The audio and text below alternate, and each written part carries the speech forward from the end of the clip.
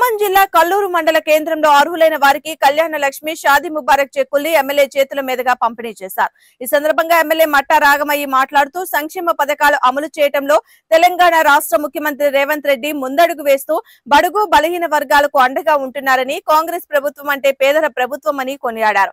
గత బీఆర్ఎస్ ప్రభుత్వ హయాంలో రైతులకు ఒరిగిందేమీ లేదని, ఈ ప్రభుత్వం రైతులకు బోనస్ పేరుతో ఒక కల్లూరు మండలానికి 26 కోట్లు చెల్లించిందని, ఈ మధ్యన బీఆర్ఎస్ వాళ్లు ధాన్యం కొనుగోలు కేంద్రాల్లోకి వచ్చి కాంగ్రెస్ ప్రభుత్వాన్ని విమర్శిస్తూ అవాకులు చెవాకులు పేలుతున్నారని, రైతులకు మీ ప్రభుత్వం రుణమాఫీ ఎంత చేసిందని, కాంగ్రెస్ ప్రభుత్వం రైతు రుణమాఫీని ఏ విధంగా ఇచ్చిందని తెలుసుకొని మాట్లాడాలని ఎద్దేవా చేశారు.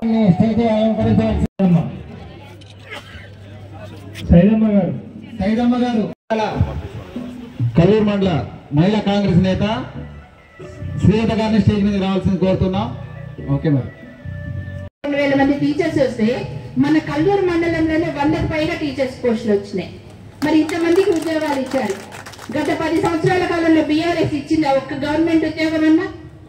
లేదు. కానీ వాళ్ళ రోడ్లెక్కి మాట్లాడుతున్నారు. రైతుల పట్ల మహా ప్రేమ ఉన్నట్టు ధర్నాలు చేస్తున్నారు. కల్లిపల్లి మాటలు మీటింగుల్లో అవి కంకులు వరి కంకులు వేసుకొని వచ్చి వేషాలు వేసి చెప్పడం కాదు. నిజంగా రైతుకి ఏం చేశారు అప్పుడు? ఆయన నేను అడుగుతున్నా సభాముఖంగా, రైతులకు ఏం చేశారు వాళ్ళు? రైతు రుణమాఫీ 1,00,000 చెప్పారు. ఎంతమందికి ఇచ్చారు? 10 సంవత్సరాల కాలంలో ఎంతమందికి ఇచ్చారు? ఎన్ని విడతల్లో ఇచ్చారు? సగం కట్టి సగం వదిలేసింది. మరి కాంగ్రెస్ తీర్చుకుంటూ వస్తున్నారు. వాళ్ళు చెప్పిన విధానం ఏమైనా ఉందా? ఏమీ లేదు. ఇప్పుడు రైతు భరోసా 5 ఎకరాల వరకు ఇచ్చారు. ప్రతి ఎకరానికి ఇస్తానని రేవంత్ రెడ్డి గారు చెప్పారు. ఖచ్చితంగా ఇస్తారు. అలాగే రైతు బోనస్ ఉంది. బోనస్ అది దేశంలో ఎక్కడా లేదు. ఒక్క తెలంగాణలోనే రేవంత్ రెడ్డి గారు, తుమ్మల గారు, పొంగులేటి గారు, బట్టి గారు అందరూ కలిసి ఆలోచించి రైతు బోనస్ ఇచ్చారు. ఇది ఎంతో అద్భుతమైన పథకం. ప్రతి రైతుకి ఎకరాకి 15,000 నుంచి 20,000 రూపాయల వరకు వాళ్ళ లబ్ధి చేకూరింది. మన కల్లూరు మండలంలోనే 26 కోట్లు కదా, 26 కోట్లు వచ్చి బోనసే వచ్చింది. ధాన్యమే కాదు, ధాన్యం మద్దతు ధర 2,300, మరి బోనస్ వరకే 26 కోట్లు మన రైతులకు వచ్చింది. ఇంత లాభం చేకూరుస్తుంటే రైతులకు ఏం చేయలేదంటారేంటి? మరి ధర్నా చేసేటప్పుడు వాళ్ళకి విజ్ఞత ఉండొద్దా? రైతే రాజు టిఆర్ఎస్ చేసింది అంటున్నారు. ఏం చేసింది? రైతులు బికారీ చేసింది టిఆర్ఎస్. అప్పుల కాలు చేసింది. వరేస్తే ఉరే అన్నాడు కేసీఆర్. కానీ ఇవాళ రైతులు వరి పండిస్తూ మన రాష్ట్రంలోనే, మన ఖమ్మం జిల్లాలోనే అత్యధికంగా వరి పండించారు. ముఖ్యంగా మన కల్లూరులో చాలా అత్యధికంగా ఉంది వరి.